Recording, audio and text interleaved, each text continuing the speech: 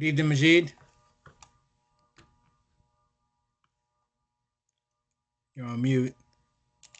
Hey, good evening. How are you, Sandro? Good. How you doing? Doing all right, thank you. Still a little recovery from this weekend. Yeah, I heard it was a lot, but I'm sure it was a good time. It was great. So, Yeah. Thank God for good weather. It's makes a big difference for the experience that our parents, alums, and students had over the weekend. But it was great. It was, I think, excellent. positive feedback, and so a lot. It was a lot going on. So, but all good stuff. Great. I'm trying to get my background situation good. There we go. It's a nice background. Is that real or? Yeah, that's in my place, man. Oh, nice. There we go. There you go. That looks like well, that's Seton Hall Law. Nice. Hmm. How you been today? Doing all right. So it was a busy start to the week. Yeah. Yeah, my wife is traveling, so in a couple minutes, if I just go off mute, it's just so my son could come in from practice, and I'll just Yeah, call in definitely, and no signal. question. Yeah, we're gonna wait a couple of minutes until I figure maybe around 7:05 we'll start just to give Okay. some people to join us, and then we'll just kickstart everything. Awesome. Really appreciate you doing this, Majid. Hey, I appreciate you, Sandro. Happy to speak to parents. Thank you. Thank you. I'm gonna just run and grab me a cup of water. I'll be right back.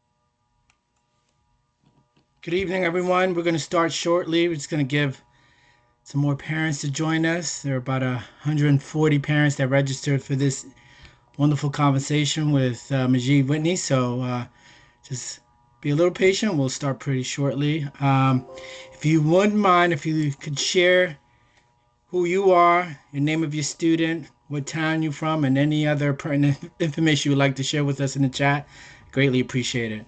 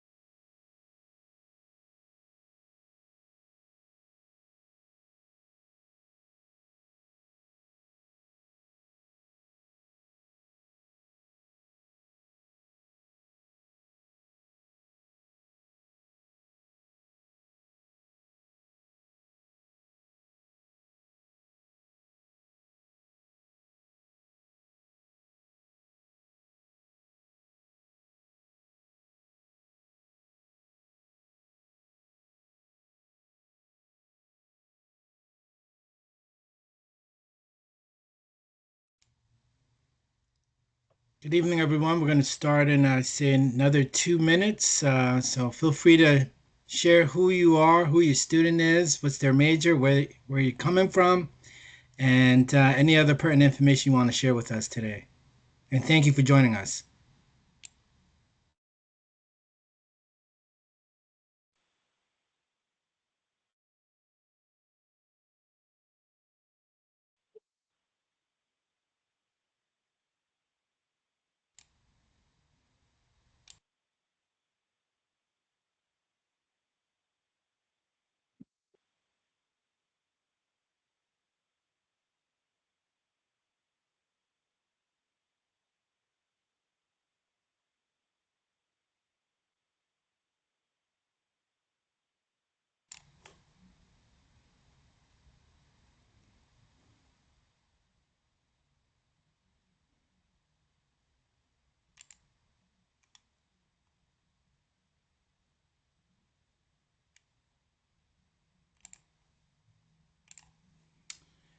All right. Good evening, everyone.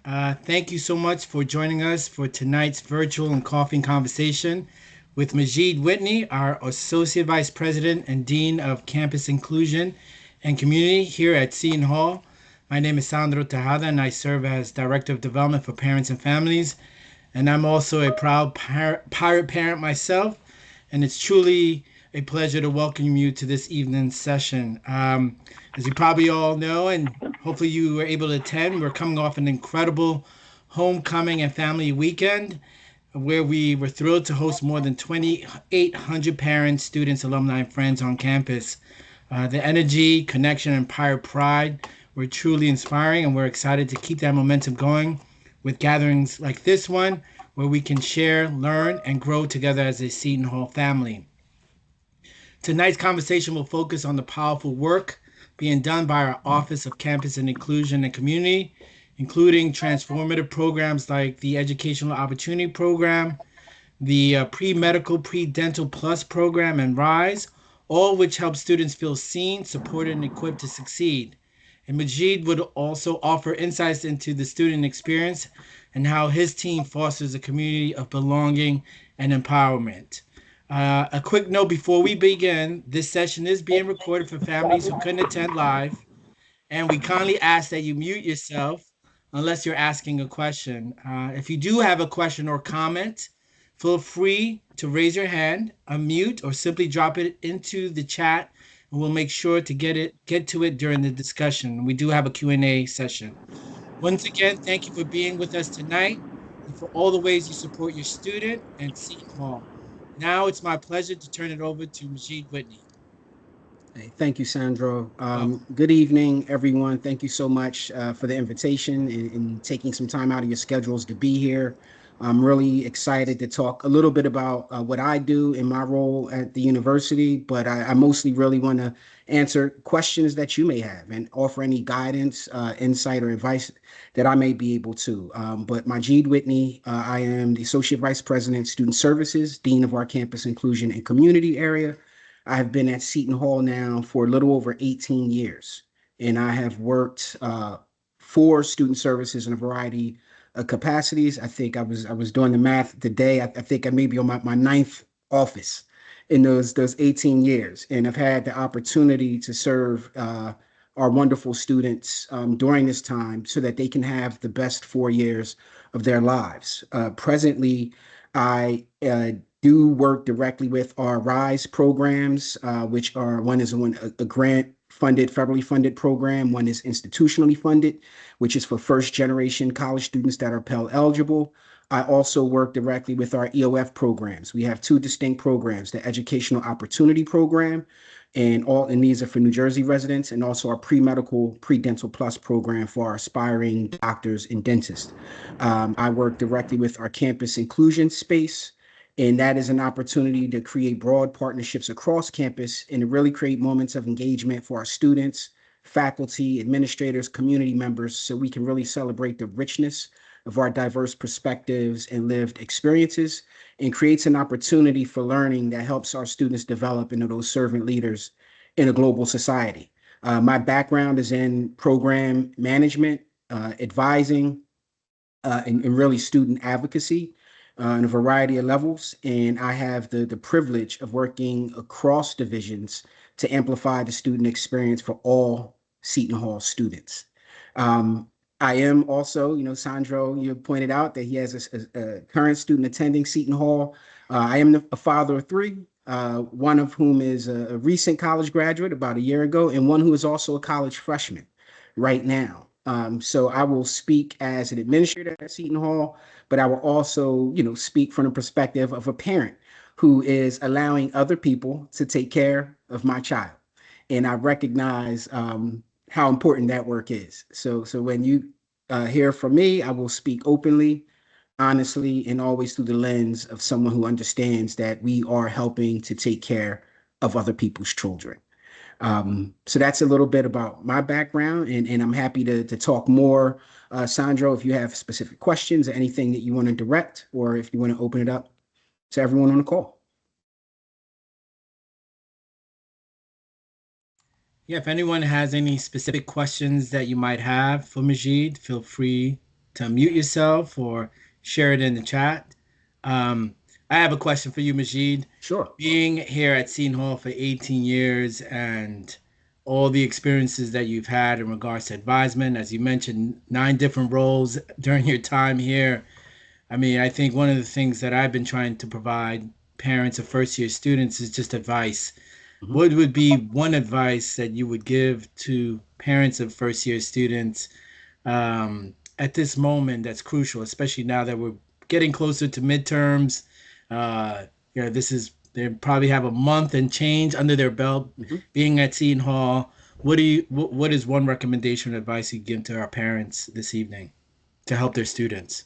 That's a great question. There are a lot of things that I think I could comment on, but the thing that I'm learning presently, um, don't ever let go of your children, but I think we have to get comfortable loosening our grip.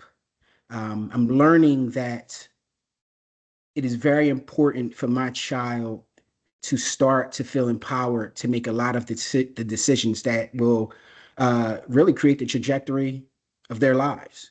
And I think it's important that they feel empowered because they build confidence in their ability to make those decisions, to hold themselves accountable. Um, it's one of the most difficult things to do. I have three children, three very different personalities. One is really outgoing, one is a bit more introverted, one is kind of somewhere in the middle. I have one who will ask for help. I have one who is very reluctant to ask for help.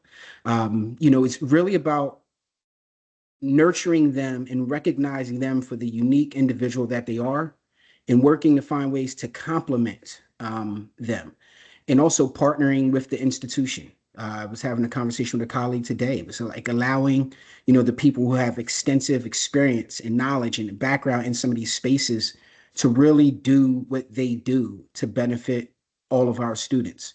Um, I find that as we support our students in their transition and we provide the tools for them to become confident in their competence, then they establish a really strong foundation to be agents of change and servant leaders in global society beyond Seton Hall. Um, so it's really about partnership and also encouraging our children to get comfortable being uncomfortable. And I don't like to say, step out of your comfort zone. I like to say expand our comfort zone. That thing that they may be most, shy about or most uncomfortable with may very well be the thing that unlocks their true potential and reveals talent and interests that they never knew they had. We have a great opportunity for students to realize the possibilities in life. And as they become more confident to step out of those comfortable spaces and expand them, we really start to see, how talented they truly are. And I think it becomes contagious. We're in a really, small, intimate community. People hold doors, people say please and thank you. I think when we model those behaviors, other people find strength in modeling what they see from us. Um, but really helping students to become empowered and build their confidence. I was explaining to a student the other day who was saying, I really want to do this for my mom. And I was like, that's great, but your mom really wants you to do this for yourself. And like by default, she's going to be really happy and really proud in knowing that you became the adult that you're destined to be. And we spent our first 20 years or so really kind of teaching our children. And I'm learning those next 20 or 30 years, they're teaching us a lot of things. Um, so along those lines, and one other piece I would add, we should try to listen twice as much as we speak. There are a lot of gems there. Our students will tell us what they need if we give them a safe space to be open and honest. And then we can provide the support that they need in a very intentional way. I think that will build their confidence as well. Thank you, Majid. That was great. Parents, this is the time. Please ask any questions you might have. I know you do have them. If you feel free to unmute yourself or share it in the chat. Feel free.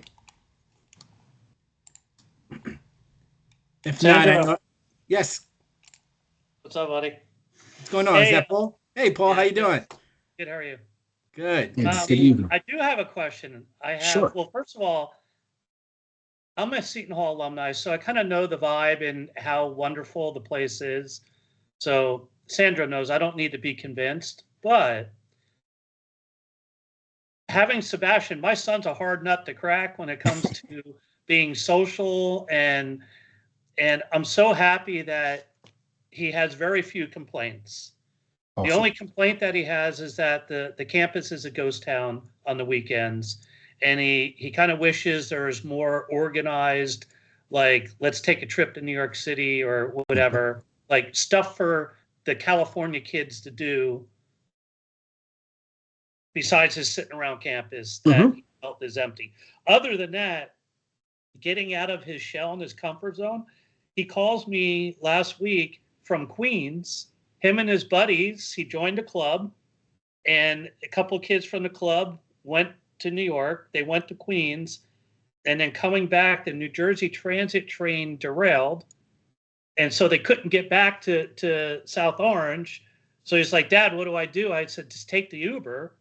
And so, if anybody wants to know, from downtown Manhattan to Seton Hall, the Uber is $120 at 10 o'clock at night. But other than that, my question Mm-hmm. is he's having a hard time figuring out campus employment so he can use his work study. Yes. And so his comment to me the other day was, Dad, I don't think there's any jobs. So he's kind of lost there. So that's my main question for this call is can you maybe point Dad in the right direction?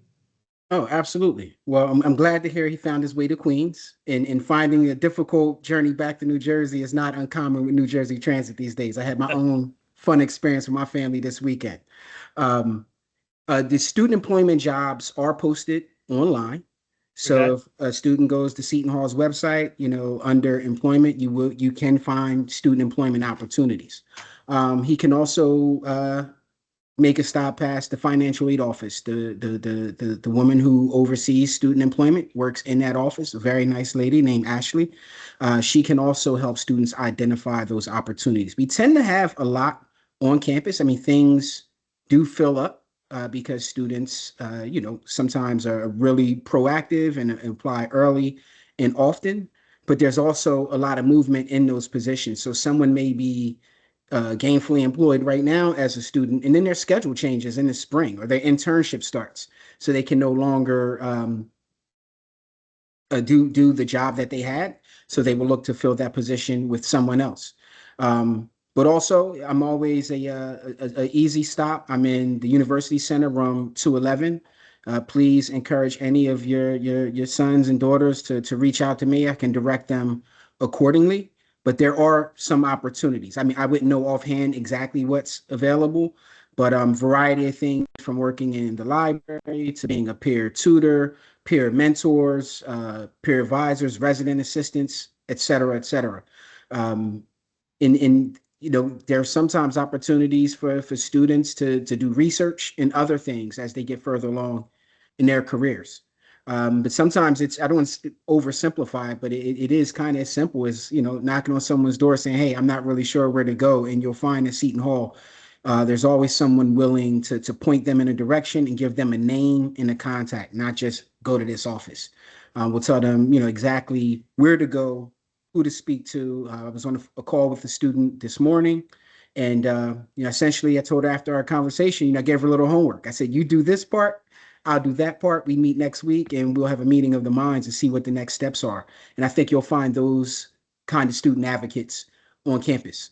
And I can also appreciate that he's on the shyer side, or maybe not as outgoing, but I'm heartened to know that he met some folks at a club, found a community where he's comfortable and can start to venture out. The weekends, there are some programs available. There are activities and events, tend not to be as robust because many of the students, especially those from New Jersey, kind of go home for the weekends, which is unfortunate because I find that the weekend is really a great opportunity to build some of those lifelong bonds.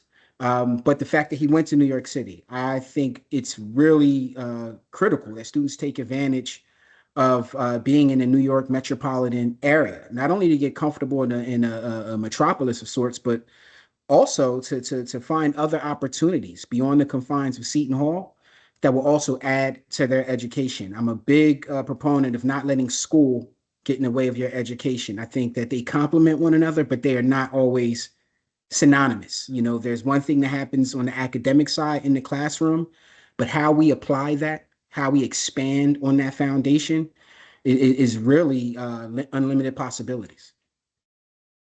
Yeah, I appreciate that, and I'll have him. I figured part of it was probably him not exploring the opportunities enough. Um, but I'll have him stop by and see if Oh, I'll give him the info. oh, please do. I'd love to meet him, and I will definitely point him in the right direction. He's been in New York City 6 times That's since great. It sounds like he's acclimating quite six well. times. Yeah, it sure is. He's telling me how to take the subways now. I told Well, him not to take the subways, but he's not listening to me. yeah, the subway is really efficient, and it's and believe it or not, I mean, there are a lot of I think misconceptions about things. I've been taking the subway for decades, and I've never had an issue. And I do believe that anything can happen anywhere, but the subway, there are a lot of people commuting, doing a lot of amazing things. And I think sometimes you're just kind of, getting comfortable with it. He navigates it already better than I do.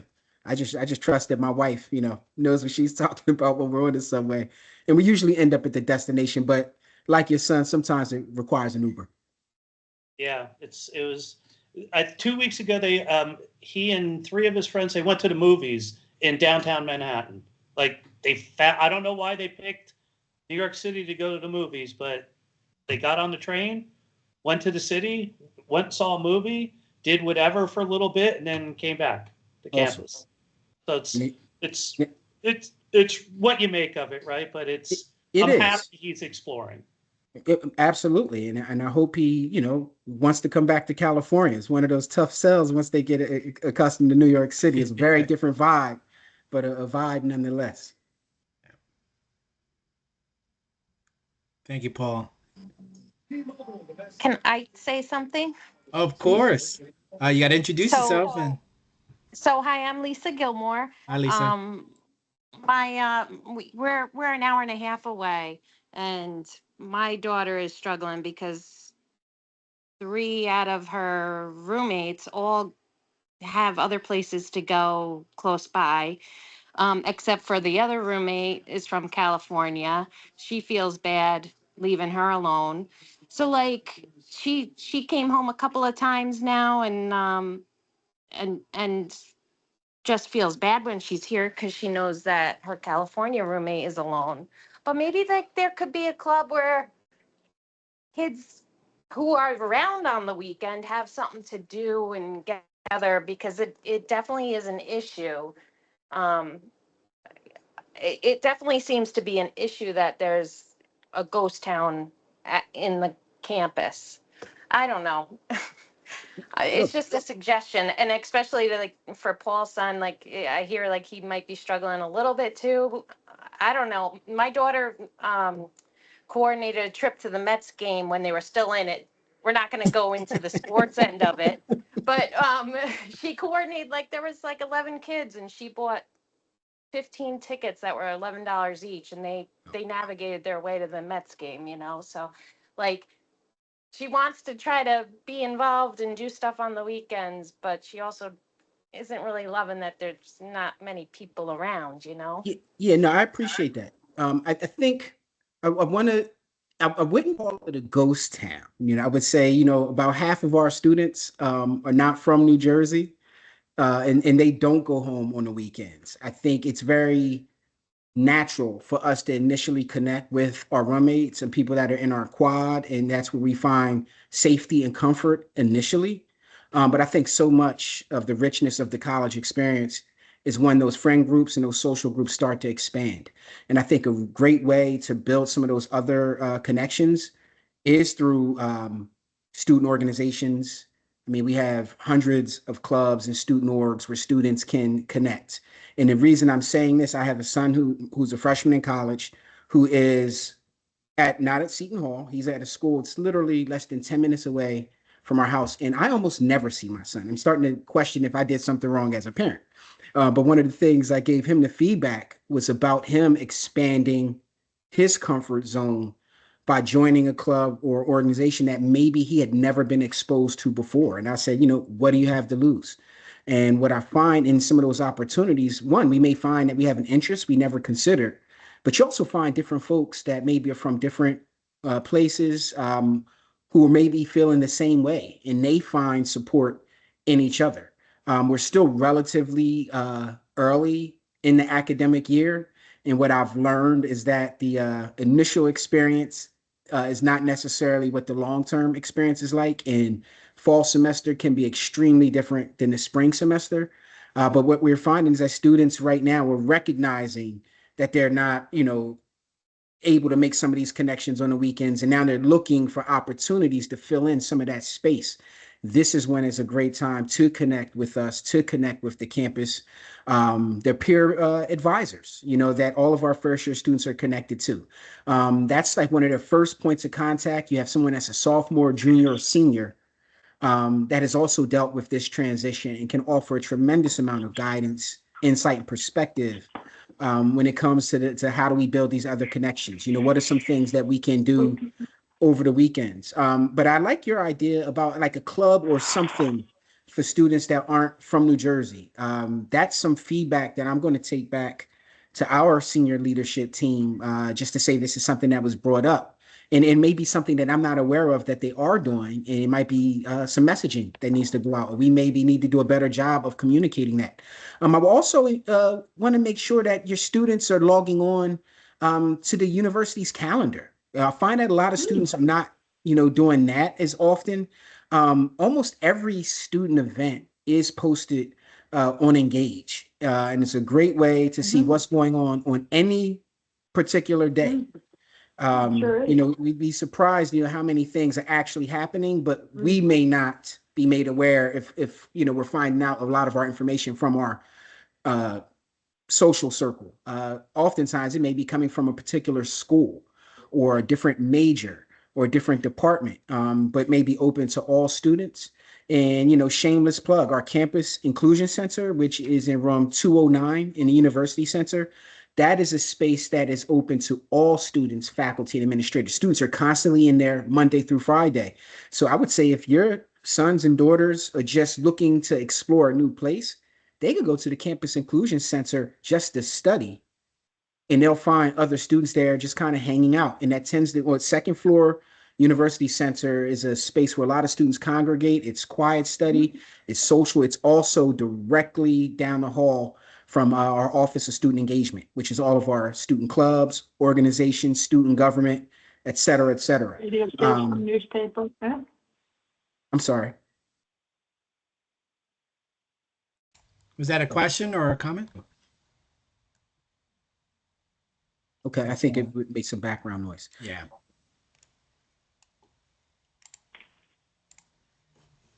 I want to add to what Paul said. My daughter, we're from North Carolina, and she applied for some positions over the summer. Nothing back either.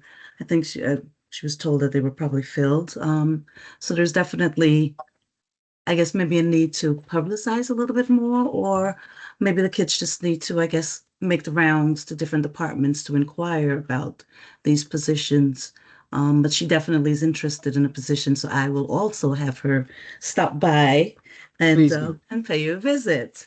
Yeah, please do. And I'll so also it's- be happy to help make some other connections with some colleagues that can Yes. point them in some directions as well. Yeah, you'll find Okay. that I respond very quickly to everyone, but students in particular. I do not want them to go with any questions unanswered. I do believe that 5 minutes of our day can really change the scope of someone else's day. And I take that to heart when I'm connecting with students.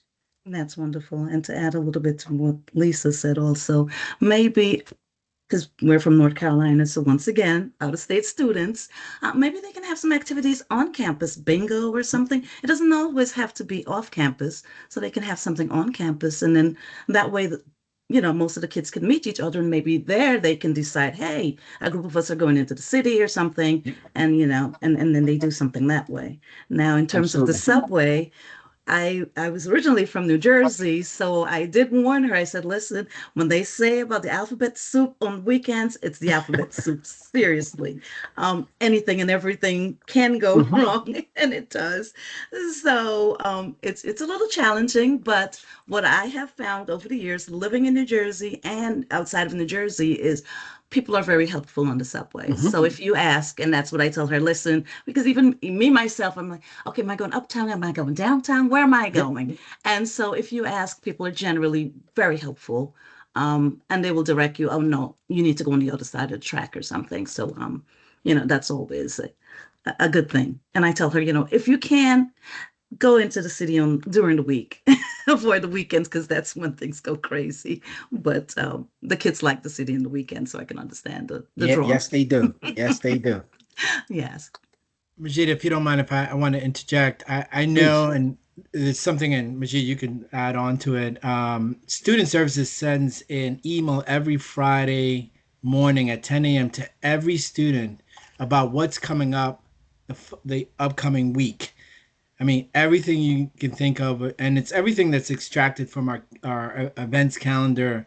And so it's just sharing everything that events, speakers, things they should know, all the links to resources that are available if it's tutoring.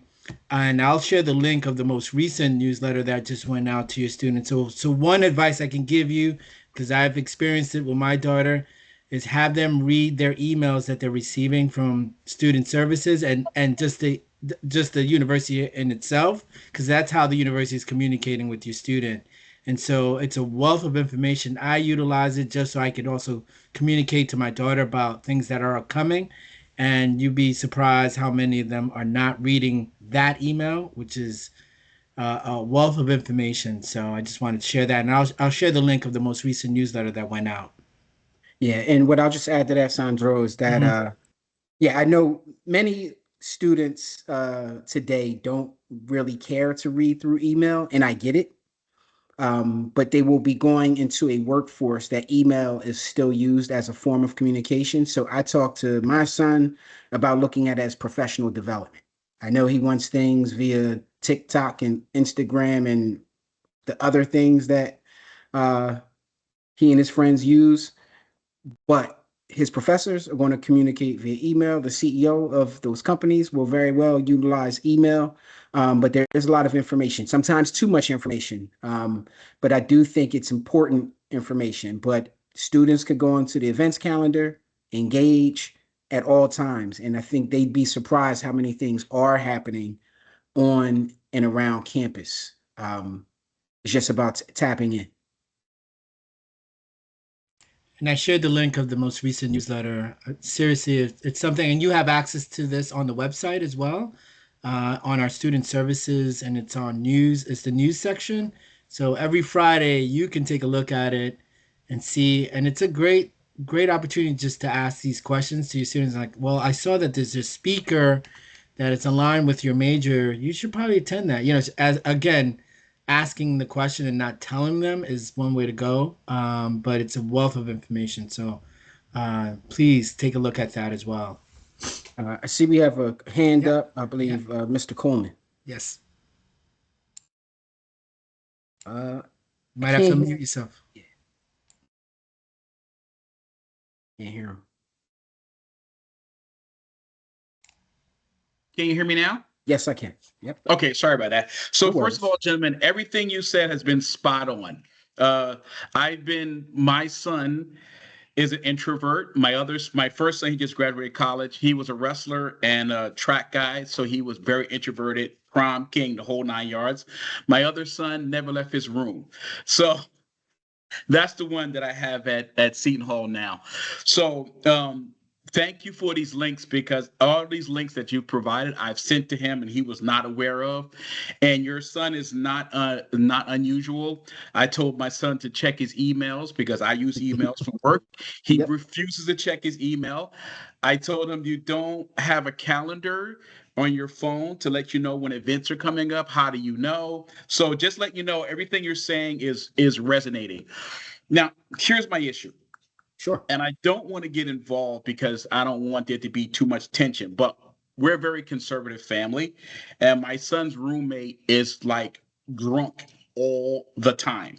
He even throwing up in the trash can. And my son doesn't know what to do. And I don't want to get involved because I don't want to. They may be living together for the whole 4 years. God knows how long that's going to last. So I don't know, taking your advice, Hmm. uh, how should I handle that? Because I don't want to get involved because I'm his father, Yep. and I don't want to tell the administration about the kid because then there may be some repercussions there, and it may blow back on my son. So, what advice would you have? I didn't have this with my other son. Probably my other son was probably one drinking. So, this conversation. But my little guy is very introverted, and the guy asked him to move out of the room and put one of his friends in there. I guess his friend also drinks. And my son was like, "Well, I set my whole room up. I'm not going to move to some other room and Nor should because he. because you want to hang out with your friends." So, I mean, what would you do? You've You been through this know, more than I have, and then I'll put myself back on mute. Thank you, gentlemen. By well, the way. thank you. I really appreciate the question. And I appreciate your son feeling comfortable enough to share that with you. Many will not, and we will never know that there's a challenge. So it says a lot about his moral compass. So well done, Dad. I think the first stop would be the resident assistant, the resident advisor, the RA. You know, that person is responsible on the floor, and it doesn't have to be a tattletale thing. He can speak to her about, hey, if I see this kind of behavior, you know, what is the protocol? You know, who do we speak to? How can this be addressed? Certainly don't want him to be put in a position where he's feeling uncomfortable in that space. But I have to put on my administrator's cap. I want all of your children to feel very comfortable and confident and safe, and validated on campus. And I think it's really important that, you know, if there are challenges, that we access the professionals or the paraprofessionals for some guidance and some insight. But the first person I would have him speak with is the resident advisor, you know, and he could talk to them in confidence to see the options. I also don't believe that, you know, someone should be forced out of their room when they're very comfortable in that space. You know, it may very well be an opportunity for that roommate to apply to live elsewhere and maybe be closer to his friends who to share in that social life. And that is also a thing that students do. You can apply for uh, to go to a different room at any time. They may not be able to accommodate it immediately, but it's certainly someone's right to do so. Just like it is your son's right to be very comfortable in his room that he has set up to meet his needs. But So, the go ahead. so Sorry. they tried that. He has a friend that's in the honors dorm, Mm-hmm. and he was telling my son to let his friend move where he's at, and my son moved to the honors dorm. But he said when he looked at the honors dorm, he said it was a smaller space. He said the closets were bigger. I don't know. It's just a conversation he shared with me. He said that I don't want to move because the closets are bigger, but the space is smaller, and I got to move all my stuff.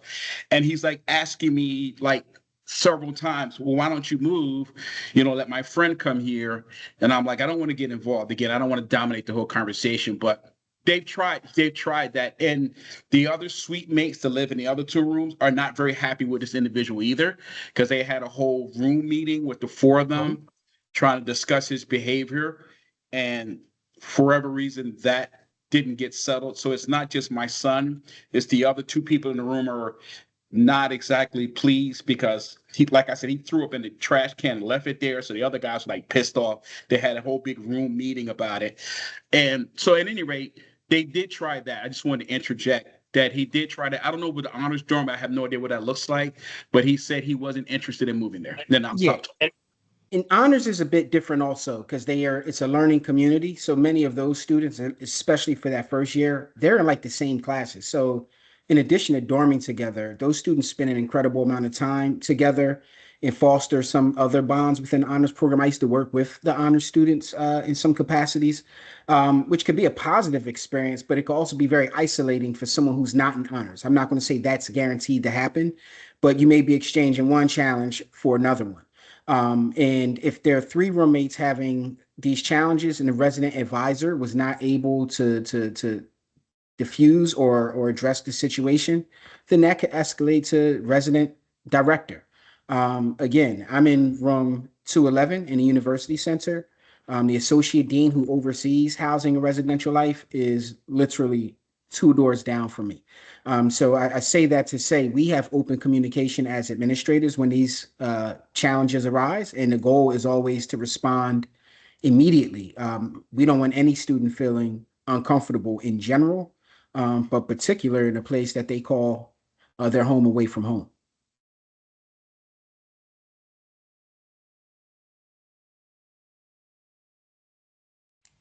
Thank you, Carrie, for that important question. 'Cause it definitely is something that was addressed in our prior coffee and conversation with Dr. Monica Barnett, and there was the roommate concerns, and but just to know that there are options, as Majid has mentioned, and so it's something that needs to be addressed, and hopefully your son will find some mediation sooner than later. Majid, I do have a question that was sent to me by a parent that couldn't attend, so I want to make sure Okay, I get that in before please. the session is over. And let me just try to grab that question And it's going back to the Office of Campus and Inclusion and Community. I think you touched upon it, but they ask what is the actual mission of the office, and how does it serve all Seton Hall students? It's a great question. Well, first we house the programs, the RISE Gen 1, RISE Student Support Services, the Educational Opportunity Program, as well as the Pre-Medical Pre-Dental Plus program. Those students in those programs are largely representative of students that are least likely to attend college in this country. For a variety of reasons, largely first generation students, but also some of those that do not come from backgrounds where there was a lot of financial affluence, which can sometimes become a barrier to pursuing a college degree. So it benefits all students by creating an access point for students who are typically not able to easily access this, so that they can all come in and share their diverse perspectives and experiences. But the campus inclusion space in particular is open to everyone. We partner with fraternities, sororities, student government. We have a coffee and conversation speaker series where a professor or a researcher comes in and talks about the work that they do outside of the classroom. Everyone is invited. We celebrate every You heritage ready, month. honey? Let's go. It's Uh, 4:20 already. I every know, heritage but it's late. Like I don't want to be doing things late. We celebrate every Heritage Month and holidays for all students, and it's an opportunity for students to engage um, around topics and discussions that may or may not have always resonated with them, but it's an opportunity to have an exchange of sorts and to learn from the different, Bring your bag. the diverse There. perspectives on our campus.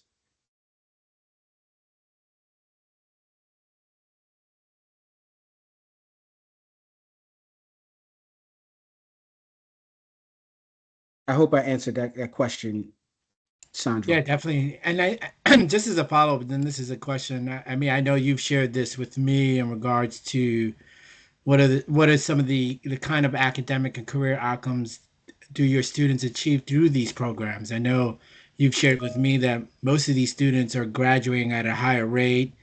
There's a higher retention rates because of the wraparound services they're receiving. So, can you share a little bit Yes. more about that as well? Yes, the students that are in our RISE programs, our educational opportunity programs, pre-medical, pre-dental plus, um, typically have some of the higher graduation and retention rates on our campus.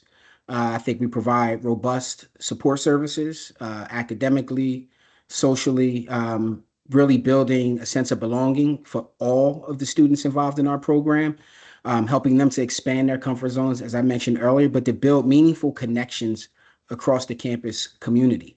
Um, I think all students have the potential to exceed their own expectations when we build their confidence and in their comfort in stepping out of those comfort zones. We have summer bridge programming that helps to create a seamless transition to the challenges of pursuing a full-time 4-year uh, course workload, but also just points of contact. You know, the academic advising, the tutoring, the student leadership development. These are all things that go into the day-to-day experiences that are presented to our students in those programs.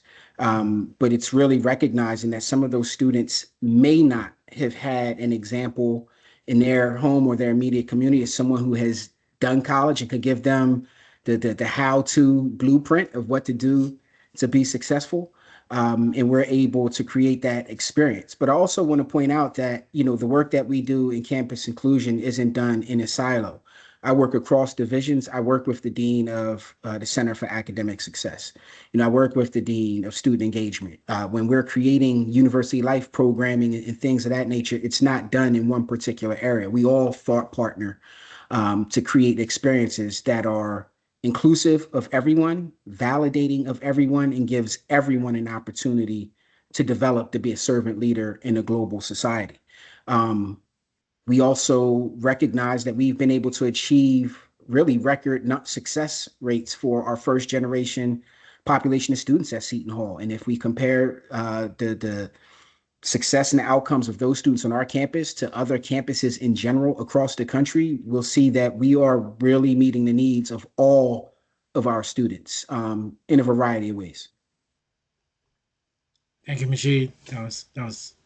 And that's a testament to the work that you've accomplished over the 18 years and the wonderful team that you have. I've seen it firsthand, so kudos to you and your team, definitely. Just another follow-up question that I received, and maybe this more about some of the needs that you face. It's more about what's the greatest unmet need your office currently faces at this point. When you say need, I mean, needs of the students or we challenge, I want to make sure I answer. Yeah, I would say, you being an administrator and overseeing these programs, what is something that you feel like you could need more of to provide more services to these students? Um, I mean, college is expensive, so I think, there's always a need to limit the hurdles that any student has to overcome to pursue a college degree. We want to limit the indebtedness of students in general so that they leave college in good standing and are able to pursue their career, a graduate, a professional program of choice without hesitation.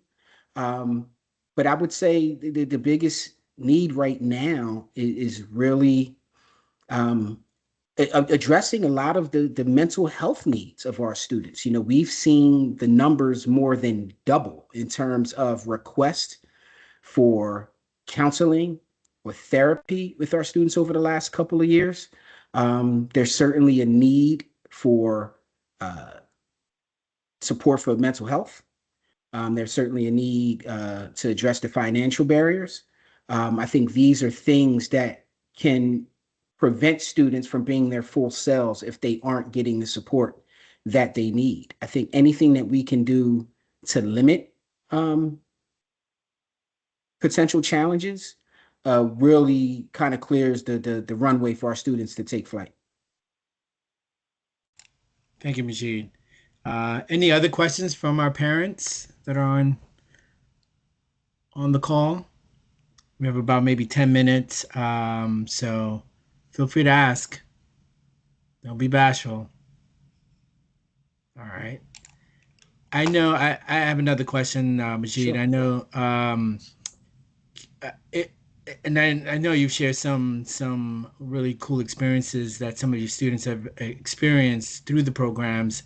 But can you describe a moment when you saw a student's confidence or leadership blossom through one of your programs? And I know you mentioned to me when we met that you took some students to Portugal recently, and share a little bit about that, because I know study abroad is something that a lot of our parents are thinking about. So Yeah, a couple of things. I will, since you talked to Portugal, I had a great opportunity to take 8 pre-med students to Portugal in May to shadow physicians at a public hospital. Um, that was an incredible experience. We find that study abroad, I think, just really broadens almost anyone's horizon because it helps us recognize the singularity in our own lived experiences. But many students, certain majors, anyone on this call who's a student, son or daughter is in the sciences, biology, biochem, chemistry, physics, nursing, dual degree programs. Those courses tend to be sequential, and it's really difficult to create a semester to be able to study abroad while still making the progress that you need to graduate in a 4-year in your 4-year plan. It doesn't mean it's impossible, but there are different hurdles because those students have to take certain classes at a certain time. So some of the real opportunities are how do we use spring break? How do we use summer as an opportunity for some of these students to take advantage of these opportunities? But the one thing that resonates with me, Sandro, and I spoke to the student recently. I have a former student who I still stay in contact with that is in his 4th year of medical school. He's from New Jersey, lost his father at a really young age. Comes from a challenging background. And I remember he and I were speaking as he was preparing to take the step 2 exam, which is the US MLE exam, for him to be able to get his placement, you know, for what will ultimately be his area of focus as a physician. And we were talking about what that preparation was like for that exam. And then he said, I remember freshman year. He took me back almost 8 years.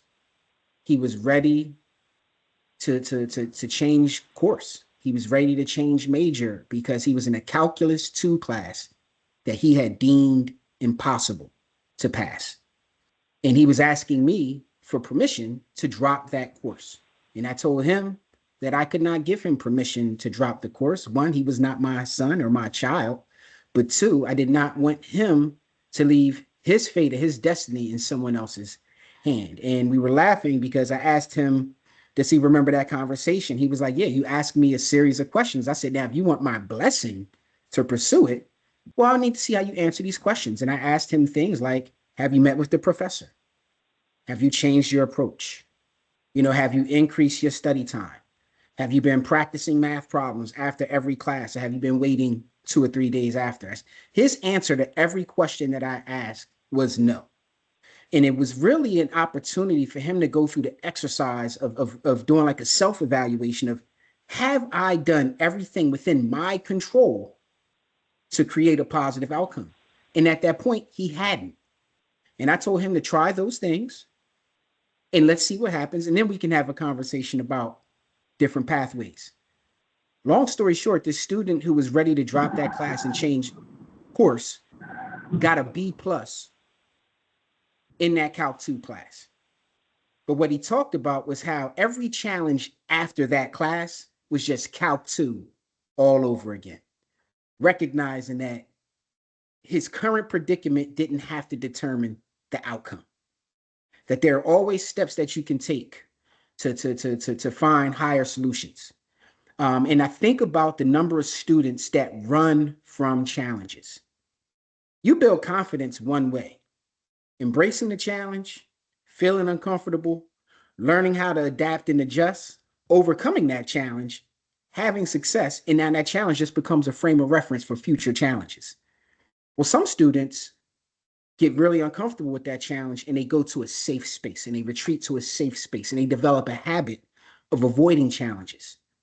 And what's problematic with that is they never actually get to see what they're capable of doing, because it's something to be learned. That's the college process. It's not that it's trial and error. It's trial. You're trying new things. You're learning new things. You're adapting your approach. And the student that we meet their freshman year should not be the same student that we're talking to their senior year. I tell my team members all the time, if we're having the same conversations with our juniors and seniors that we had their freshman year, then we didn't do our job. It's really about creating a space where students feel comfortable being vulnerable, learning some skills, learning the tools that they already possess, and learning that they have them and how to use them. That builds their confidence. That's why first year students come in and they look at upperclassmen like they have it all figured out. It's not that they have it all figured out. They've just overcome some of those challenges and chose to press forward, as opposed to being defined by that circumstance that really was an exercise in learning how great they can actually become.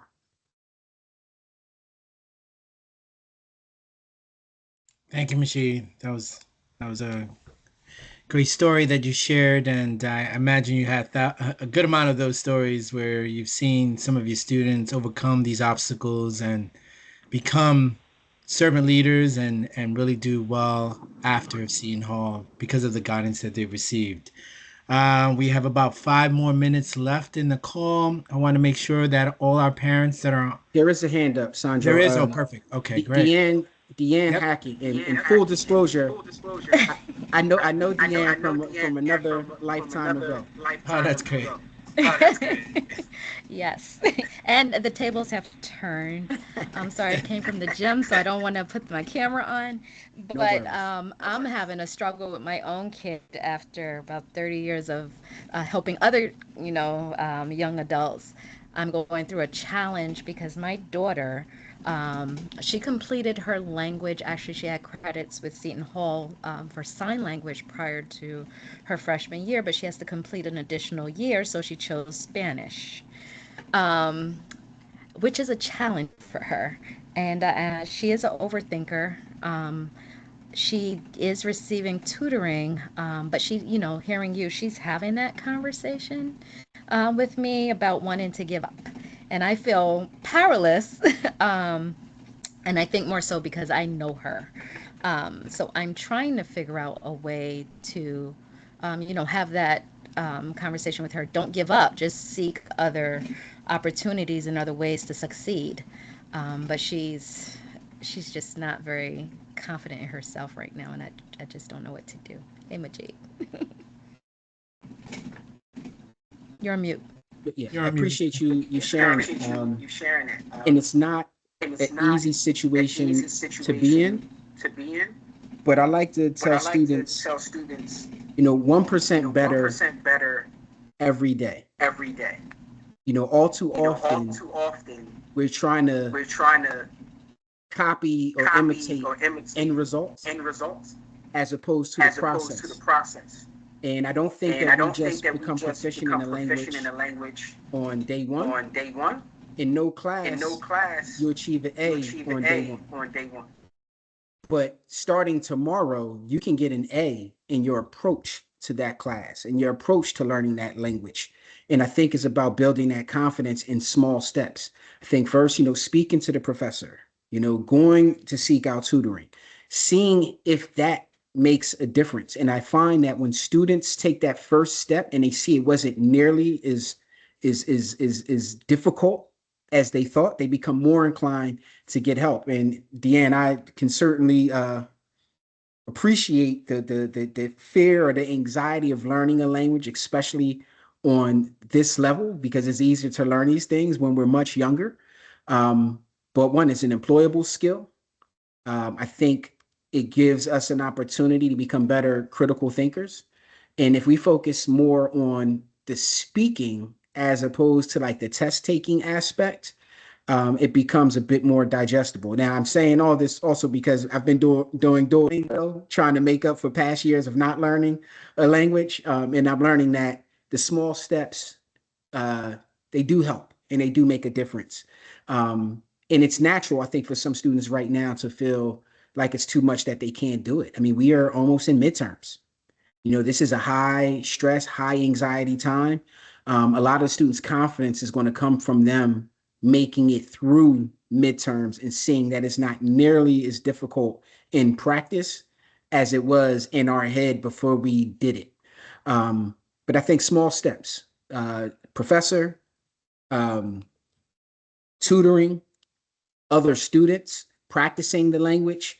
Oftentimes, we find that the greatest resource is someone that speaks the language, and I'm talking about the way that we talk socially, not the way that a professor sometimes communicates. We are now shifting from a teacher-centered environment in high school to a student-centered environment in college. And what that means is almost every teacher most of your sons and daughters had for those first 12 years of schooling went to school to learn how to teach. They present lesson plans, they remind you of everything.